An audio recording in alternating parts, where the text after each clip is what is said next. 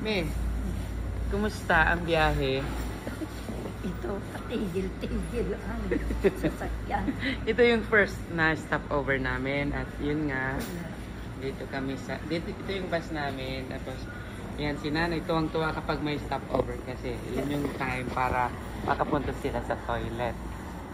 Yan, may mga kakainan dito pero natawa talaga ako kay nanay Mother Dear kasi sabi niya, ayokong kumain anak kasi marumi.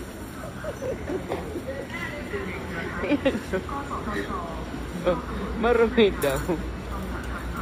Hindi maganda ang lugar pero hindi naman ito marumi. Grabe naman si Mother. Oh. Nasaan na ba si Mother? Ano may, nakapag-decide na ba kayo? Nakakain? Kaya pala sila maarte kasi naka-tiger sila. Yan yung guys, ito yung ticket namin. May stop. Yan, stop. Pupunitin mo, tapos pupunitin mo tapos ito bayad. Ano may hindi natin magagamit pag di kayo kakain. Pili na kayo may doon. Or ito, noodles para mainit ang sikmura. O yun pwede. Or ano na lang. Punta na lang tayo sa Pasme. Ha? Ano yung hawak nyo?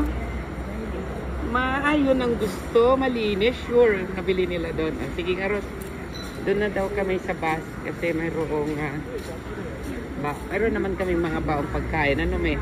Pero tingnan mo, masarap ang itlog. Ayan. Mga soft drinks. Ayan, alam nyo guys yung mga kasabayan namin. Mga hindi taga Thailand. Mga taga border, mga taga Laos or Myanmar. Itong bus namin, grabe ang laki. Nasa second floor kami. Andun kami sa mismong harap. Maganda kasi sa harap. Parang nasa car lang kami. Ayan guys, subukan. Papakita ko sa inyo kung ano yung struggle ng nanay. Ayan. Hindi ko alam kung saan na ito. Basta ito yung first na stopover. Sige me, pakita nyo kung kayang-kaya nyo umakyat doon me.